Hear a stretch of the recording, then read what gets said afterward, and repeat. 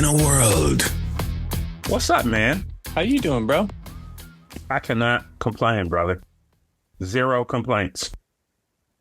What's going on in your world? Just getting a start to my day. It's in the AM on the best coast. The left coast. The left coast is the best coast. The best coast, brother. Yeah, man.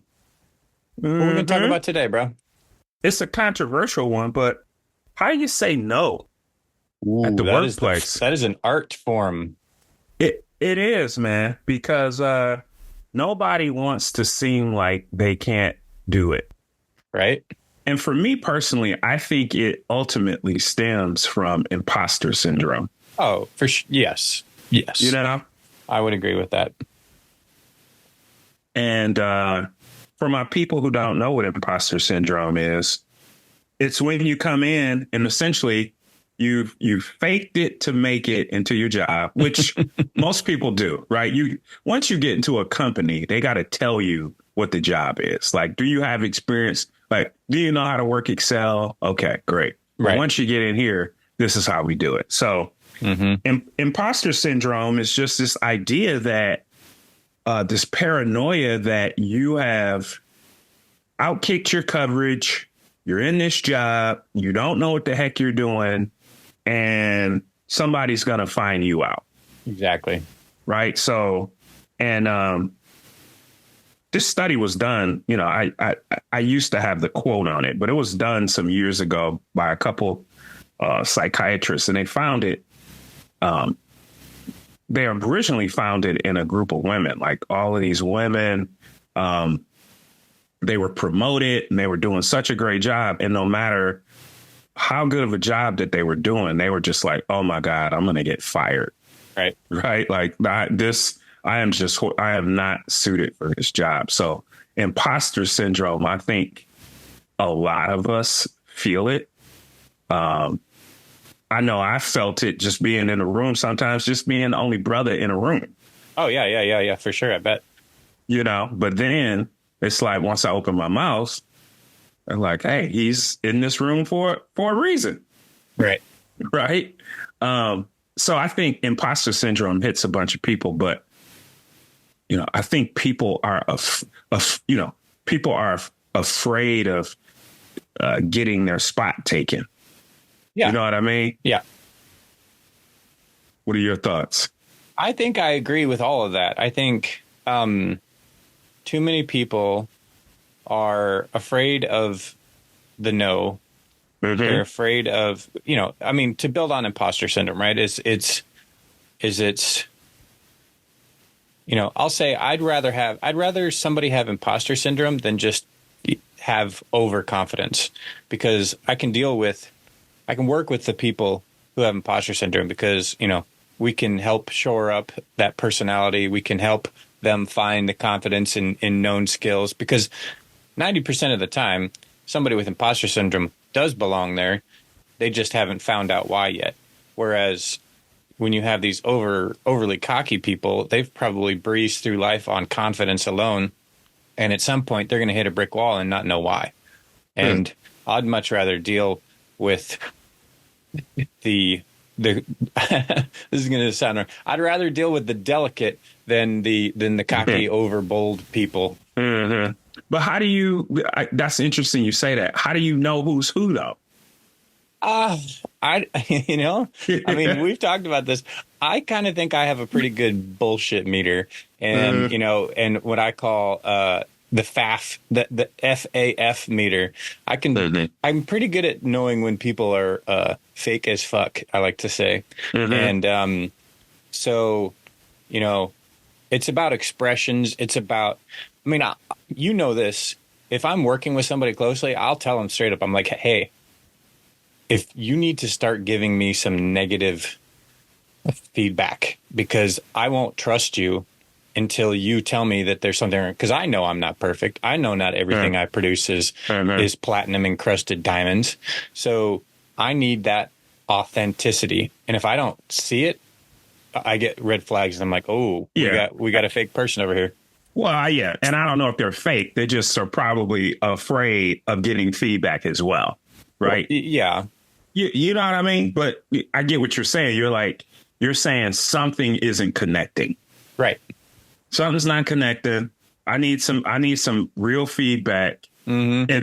And then we can have a really good working relationship. Right. Right. It's kind of like those people who force you at those restaurants. Would you mind cutting into your steak before I leave? I hate when people do that. I'm like, yes, I would mind. Yeah, I don't want to do that just because you asked me. But what they're trying to see is if they're meeting your needs, you know.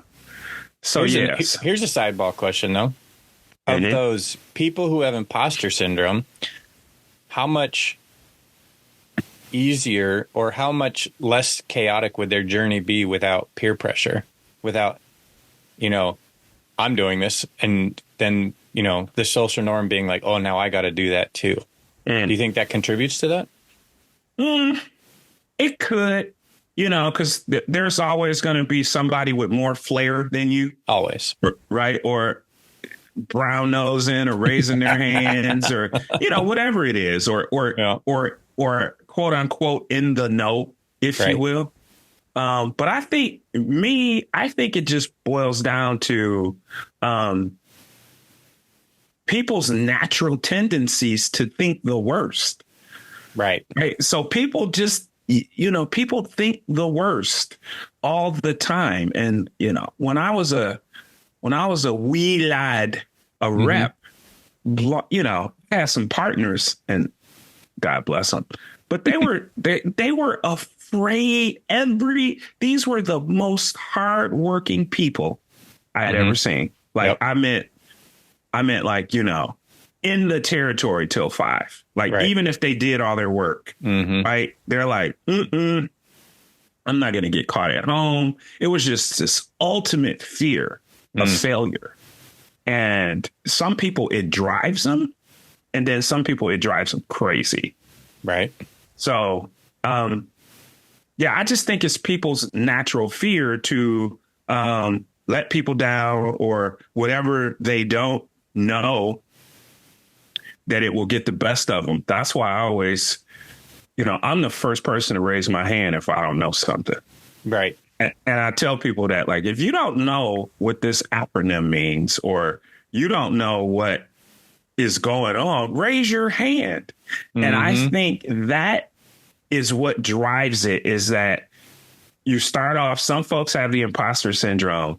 Then you get in a room and you want to look like you're smart. Right. You want to appear smart. Well, listen, if you're in the room, you're smart enough to get in the damn room. So welcome. You're not interviewing anymore. You're in the room with people. And if you don't know what, CAD means, CAD cam, then ask a question. And 60% of the people in the room may have the same question, but we're too afraid to ask. Yeah. Or as we say back in the D, you perpetrating a fraud.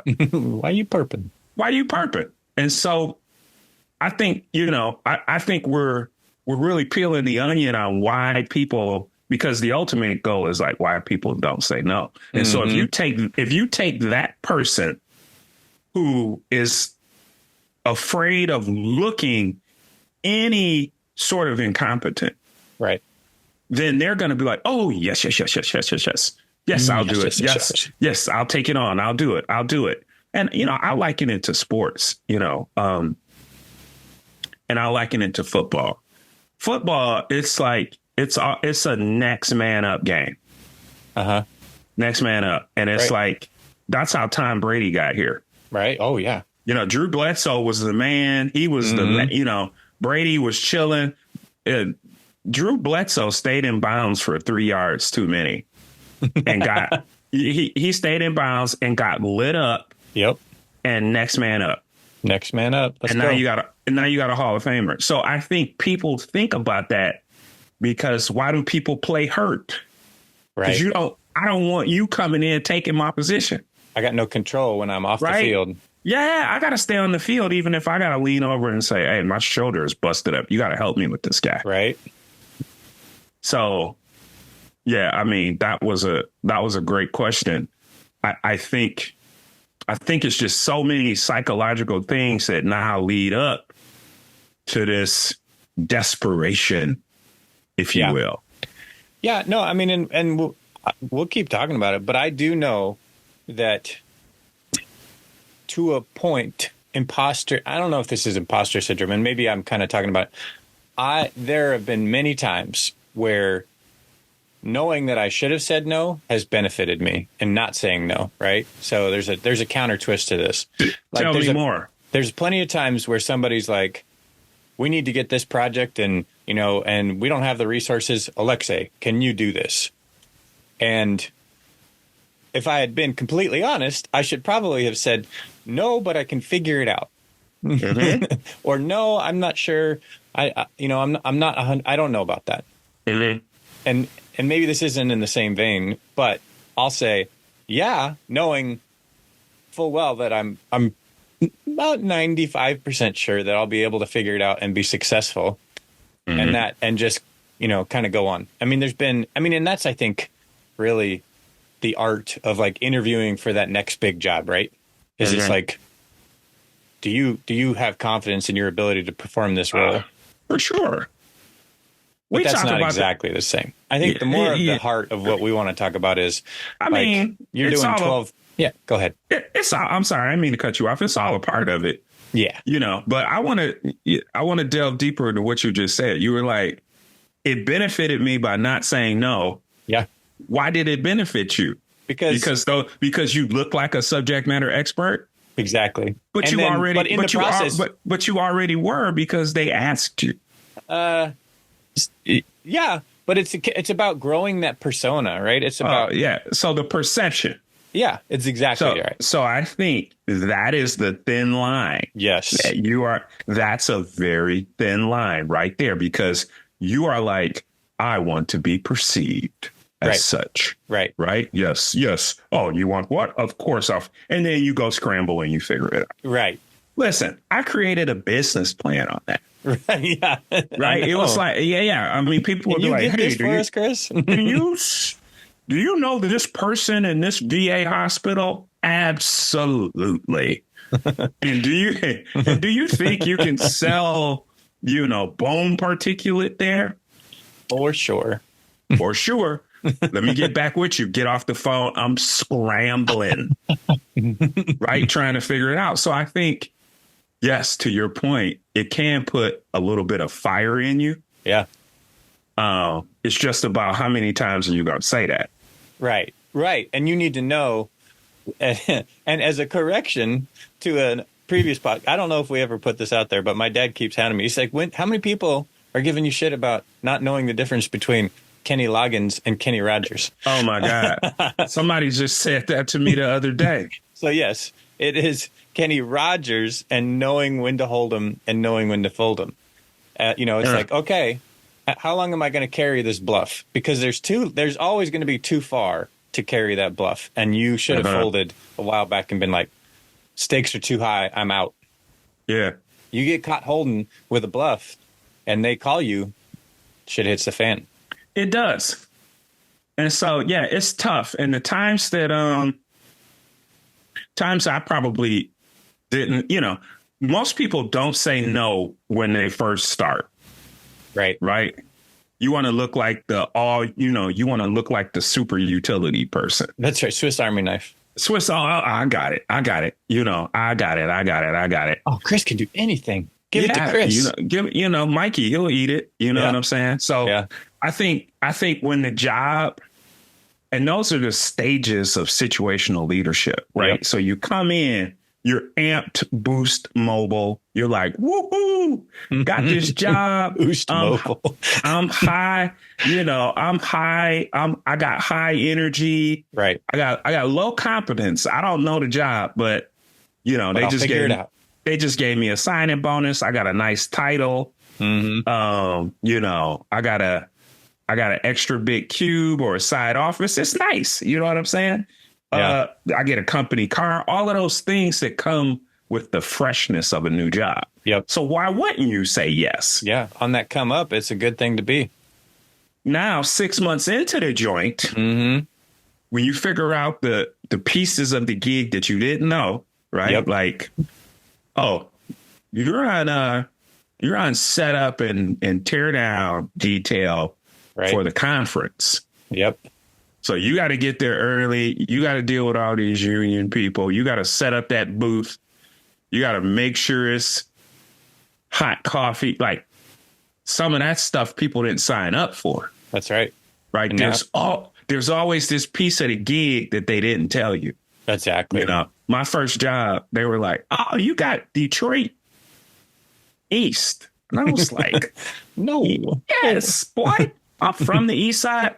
It was Port Huron, bro. It was like out. You know what I'm saying? Yeah. It was like, there are no black people over here. I haven't been over here. What is this? What are we doing? What are we doing? So then 6 months into it, your competence goes up. You now are seeing the cracks in the ship. That's right. Right. And then that excitement goes down. And that's the critical part right there. And that's where the art of saying no comes in. And then it's either you're going to say no for two reasons, right? I think, and we can debate this, but either now you've gotten crotchety, right? And you're starting to turn into a little mini tumor of cancer, right? Or you've gotten smart and you said, listen, I don't have the bandwidth for that. Like you're smart. Right. Right. And I think people vacillate. You know, I've seen over my years, I've seen some cancers that have stayed around way too long. Right. Sure. People won't even ask that. Yeah. People won't even ask them to do shit. Right. And it's like, oh, we don't talk to them. Yeah. How are you not going to ask somebody to do something and they work for you? Right. You know what I'm saying? And then you have people who I think are listeners that we're trying to get to. Sometimes you just don't have enough time in the day. Like, for instance, for folks that are out there, if you're traveling, like if you're on an airplane, can you make a conference call? No, probably not. No, but you can't. You're like, I'm on a call. Right. I mean, I'm on a plane. So, right. Hey, appreciate it. Sorry, I'm not going to be able to make that. Maybe I can catch up with you. Right. But I've also seen people trying to jump on those calls on the plane. For sure. Right. And it's like, what is that? Right. It is, to me, that's like, you can't work in a constant state of fear. And so, I think we touched base on imposter syndrome, where it starts. Yep. Right. And then this overcompensation, and, you start off saying yes. And then once you get into the job, and the bottom line for me is you got to know when to hold, know when to fold. If I'm on a plane, I can't be there. If I'm on vacation, I can't be there. If I'm getting my teeth cleaned, I can't be there. Hey, sorry. I got a dentist appointment. But don't wait until like the last day either and be like, oh, sorry, guys, I can't do this, because you just roped however many people along with you. Right. Yeah, I mean, I think that's the thing, right? It's about that bell curve. It's about like, hey, on your journey to the top, or while you're, growing in that role and in that come up period, it's a great place. It's a great time to say yes, but know as you're rising up there that it needs to taper, because you need to look at and be realistic with your organization, with your company, with your customers, with yourself. Like, okay, I can burn the candle at both ends for a little while I'm rising to the top, but I gotta start to coast here a little bit, or I'm gonna run out of gas. Yeah, and that's the fine art. And it's okay to let people know that you're busy. Yep.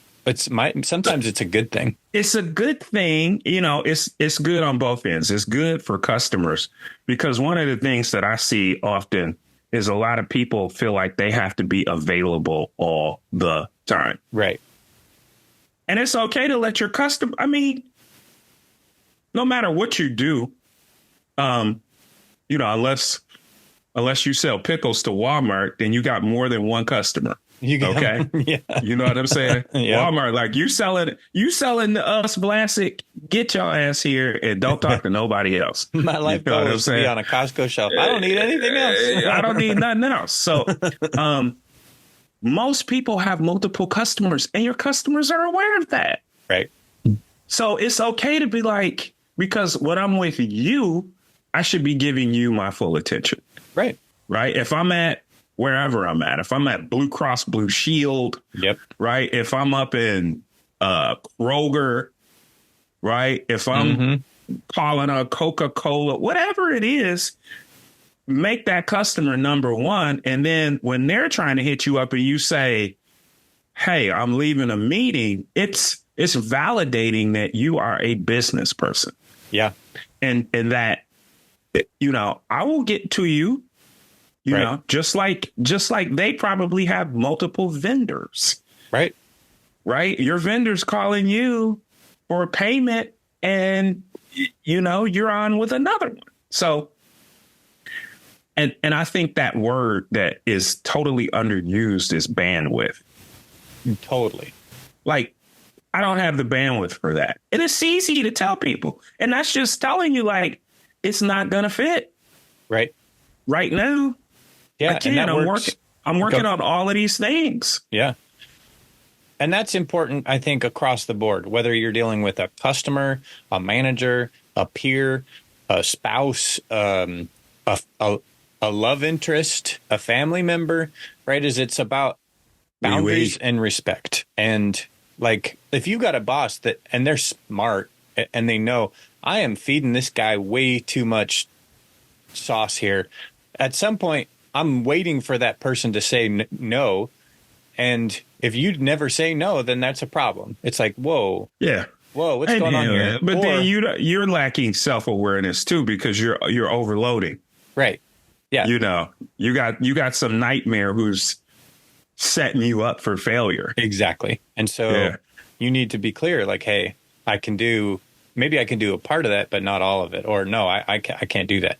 And, you know, the same thing we talked about customers. It's about, you know, if you don't want to be taken for granted, right? It's the same thing as dating to a point, right? If you're just like, you don't want to be clingy. You don't want to be, yeah, I can do that. No problem. When do you need it by? How much? What's going on? It's like, what? You're a little creepy. You're creeping me out, bro. Take a step back. Yeah, take a step back. Yeah, take a step back. Let them chill. I didn't. Yeah, how was your weekend? Oh, I didn't hear from you. Right? Yep. Let them miss you a little bit. There's an interesting phenomenon in marketing, right? That talks about, like, you can price your product too cheap and scare off customers because they're like, me. Maybe this isn't that good. I might, you know, this might be a piece of crap product, but it's not. And it's that same thing, right? With you is you need to be you need to be limited. You need to be exclusive. It's like, oh, I want some of that because not everybody can get that. Not everybody can get it. And to work with them, it should be a joy. Exactly. Right. It's like you know, the top interior decorator, everybody not getting them. They're not getting them. Yeah. The top DJ, they're not getting them. And so once you get an opportunity to work with you, people should feel valued in it. That's right. And so saying no doesn't have to be like no, right? First thing you can say is, okay, let me check. Right. Let me check my calendar. Let me check the week. Let me see. Listen, bro, I live in Florida. You know what's always happening is somebody is coming here. So it's nice, but it's also a pain in the butt. Right. Because people come and you love them, they love you, but I'm not on it. You're coming here for a boondoggle. Right. Right. I'm working. Can you show me can you give me the Sanford patented tour? The nickel and dime tour? I don't have time this week. And so then some people, they don't accept that. Or they're like, well, how far are you from Orlando? Like 2 hours, B. Far, bro. Far. 2 hours. I'm not going to be able to play golf with you. Mm-mm.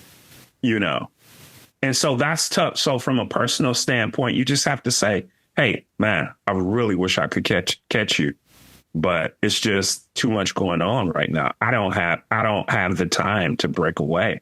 Yeah. And what does that do? That hurts, because I'm not saying that I'm not your friend. I'm not saying that I don't want to see you. Right.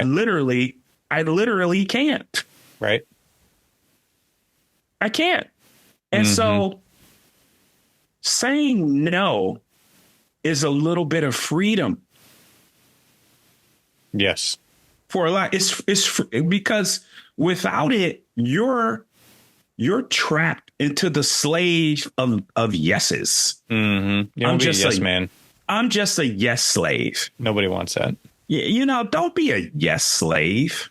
Mm-mm. Yes, yes, yes, yes, yes, yes, yes, yes, yes, yes. And then now, because you've said yes to all this stuff, now you can start building up resentment. Yeah, for sure. Because you're tired, you're burning the candle at both ends.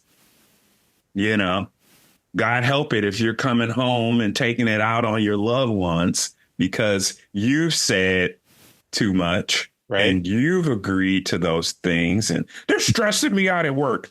Are they? Do they know that they're doing that? But are they stressing that you or out? Are you stressing yourself out? Are you stressing yourself out? 90% of the time, I would venture it's the other way around. Yeah. So, you know, to me, no is freeing, and no is also realistic. Yeah. Right. You said it, you know, specific brands that you want. There's brands that you want, and you're like, ooh, I'm an excel in that. And I want, right. Oh, they're sold out. Well, what does that make you do? That makes you want it more. More. Yeah. That makes you go, look, who else has it? Right? I need it. Where is it in stock? Well, I'll go wait in line. How many times have we seen people? This is an interesting sidebar. How many times have we heard of the line effect, right? Where it's like people just start a line and the line gets bigger. Nobody knows what they're waiting for. They don't even know what they're waiting for, but they're excited. Yeah. Ooh. Why are you in this line? I don't know. What is that about? What's going on there? I hate lines. I do too, but wow. Yeah. But people will do that. And to me, it's the Chick-fil-A deal too. Oh, yeah.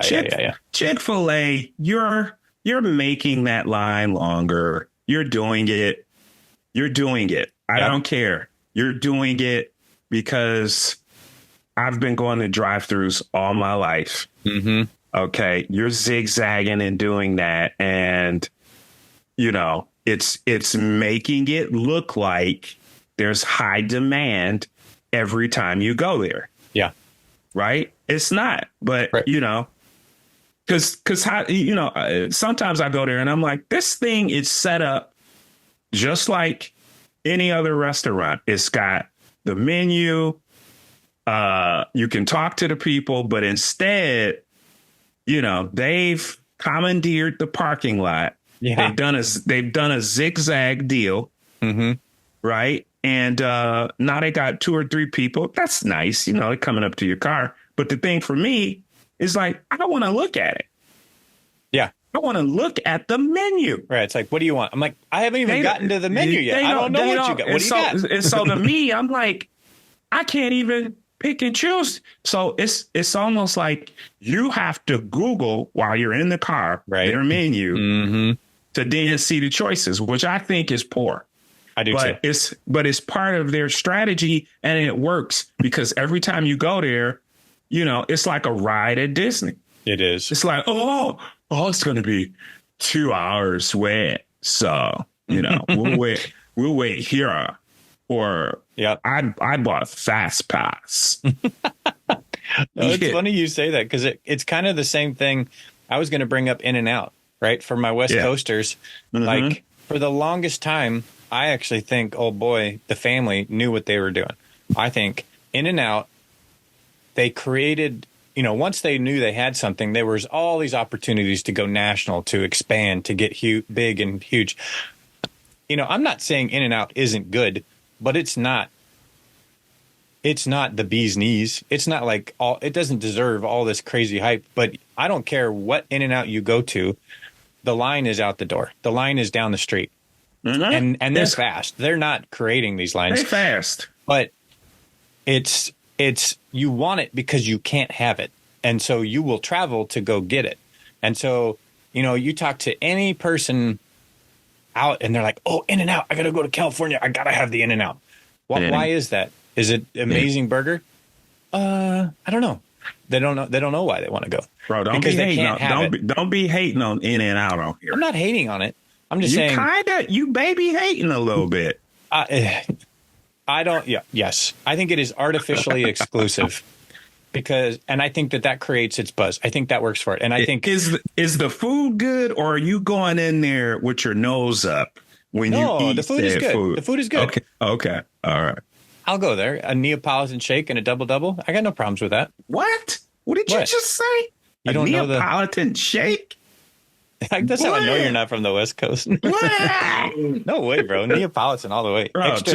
Bro, just vanilla and keep it pushing. Okay. Gotta have some variety. I'm too vanilla as it is. I need some spice. Yeah. So, but back to your point, you're right. Yeah, they did do it. Right. They did it like that. Chick-fil-A's doing the same deal, bro. Yep. You can't get Chick-fil-A everywhere. You can't get it everywhere, and you can't get it on Sunday. You can't get it on Sunday, and then you're like, I'm gonna wait in this line. I'm gonna wait in this line. It's just gonna be that much better. But every time I'm waiting in the line, I'm like, who does this on a regular? Right. I agree. Yeah. So that kind of spawned us off into really why it's good to say no. Why it's good to say no. You want to create that exclusivity because now you're a brand. Now you are desirable. And for those that are like worried about their, how you are looked at is not, it's not configured by how many times you say yes. It's the work that you put out.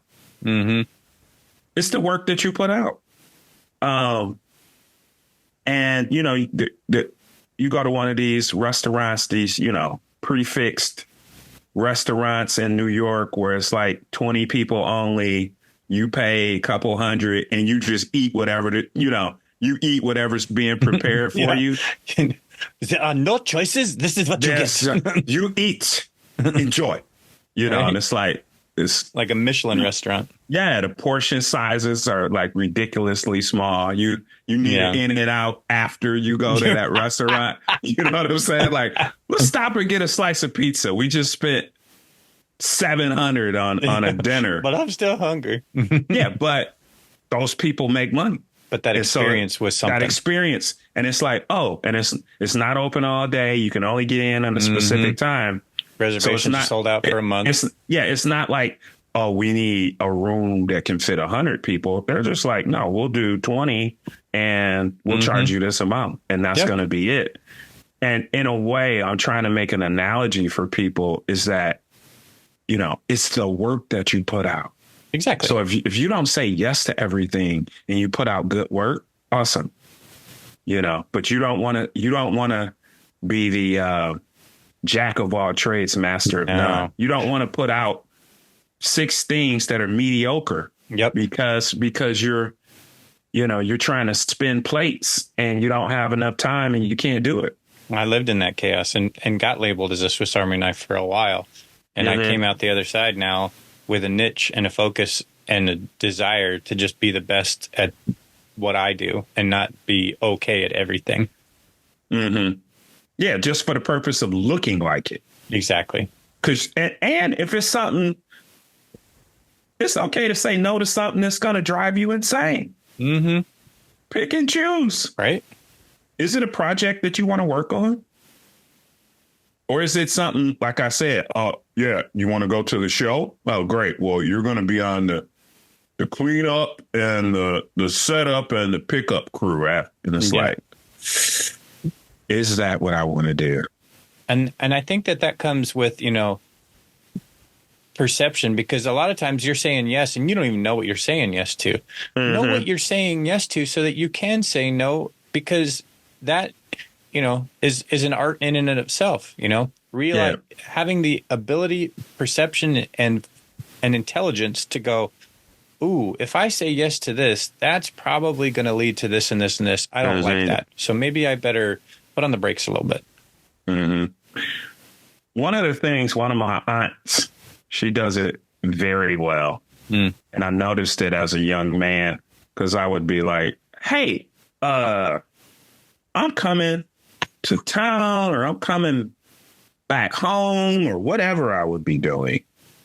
And my expectation was that it would be excitement. Right? Like, your nephew is coming home. And she would be excited, but the first thing she would say is, well, that's great. Well, honey, let me look at my calendar and I'll let you know if I'm going to be around. Right.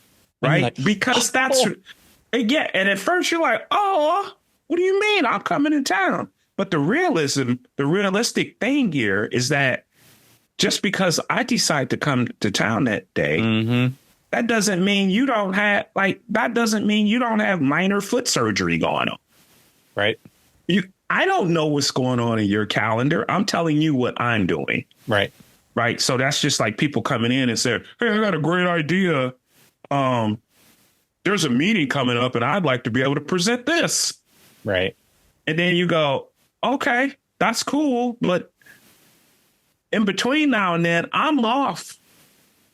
I'm up at the cabin.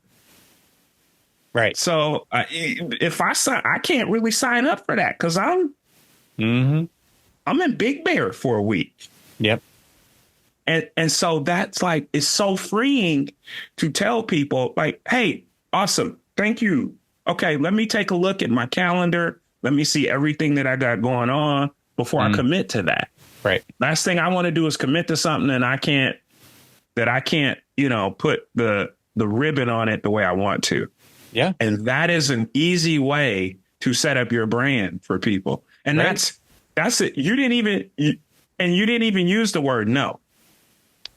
And how much, and this is about gluing episodes together.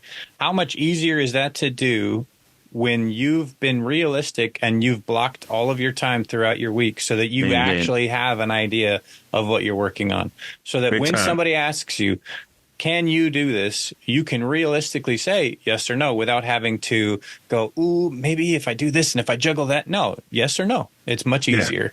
Yeah. And sometimes it could be personal. If your kids graduate, if this is graduation week, don't say yes. Don't say yes. Yeah, you're working, but this is not a good week. Yeah. I'm working, but my mind is someplace else. My kids graduating. I got in-laws coming in town. You know what I'm saying? I'm getting suits. Got caterers. Yeah. Or even worse is I can't make Monday, but I can be there Tuesday. It's like, it's a 2-day event. You can either be there or you can't. So the answer is no. Don't be like, I can't. Yes. And if I juggle this, no, just no. No, I can show up. No. Just say no. Because you're going to disrupt it for others. Yeah. Well, right? They showed up late. Why couldn't I? That's the classic. So I like it, man. And I think that no needs to be said more. I agree. In business. I agree. If you can or you can't, because the last thing that I like to deal with is last minute no's. Those are the worst. Right. Don't tell me that you can do something and you squeeze it. Don't squeeze it in. If it's too tight, don't schedule a call in between flights. Right. Think about this scenario. How much better is a no, I figured it out than a yes, sorry, it didn't happen. Sorry. I'd rather be like, yo, some stuff opened up. You still need a spot? And then it's like, oh, yeah. Versus, I'm counting on you. Oh, we didn't get it done, man. Yeah. What do you mean you didn't get it done? You told me you had this. And I think it plays off into people's, um, I'm getting off the main highway here. Okay. It's that consumer effect, unobtainium. You want to be a little exclusive. Yeah. But I think it merges into the increase in people's tardiness now as well. Yeah. Like, I think that they're distant cousins, right? This inability to say no. Inability to say no will have you accepting every invite that comes to you. Yeah. I mean, I just got out of 3 back-to-back meetings. Professionally and personally. Sure. Okay. I can't take you to every kid party. Right. You know what I'm saying? Like, I've had to tell my daughter, listen, I don't want to see none of your friends this weekend. I don't. I'm tired.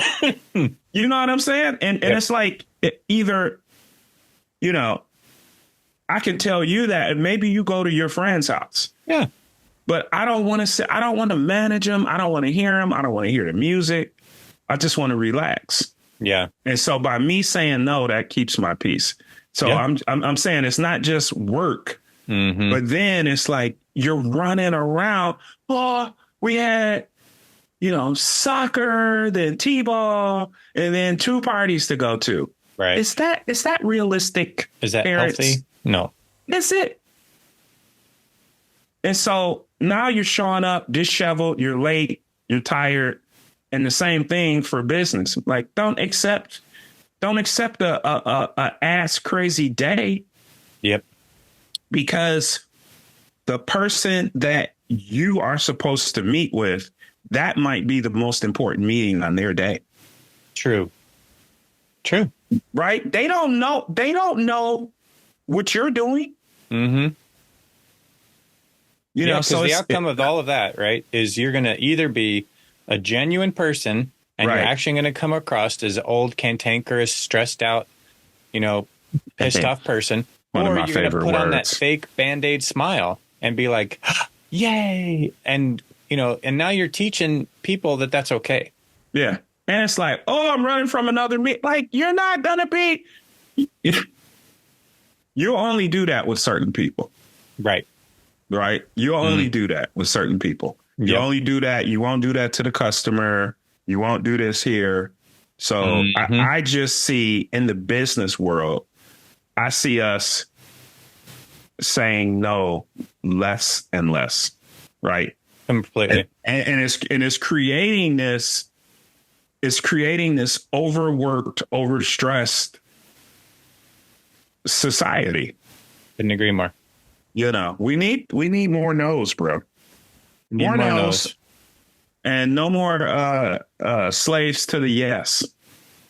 That should be the name of your book. One of your other books. One of my other ones, right? Yeah.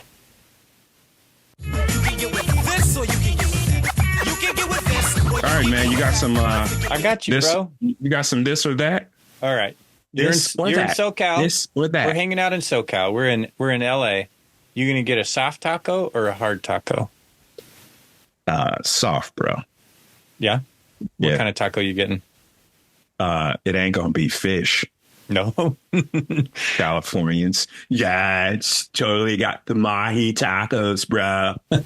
Fish I like fish tacos, but it's just like in LA, dude, totally gonna be jammed. We're gonna go on a hike with our fish tacos in LA. Fish tacos with this freshly made salsa.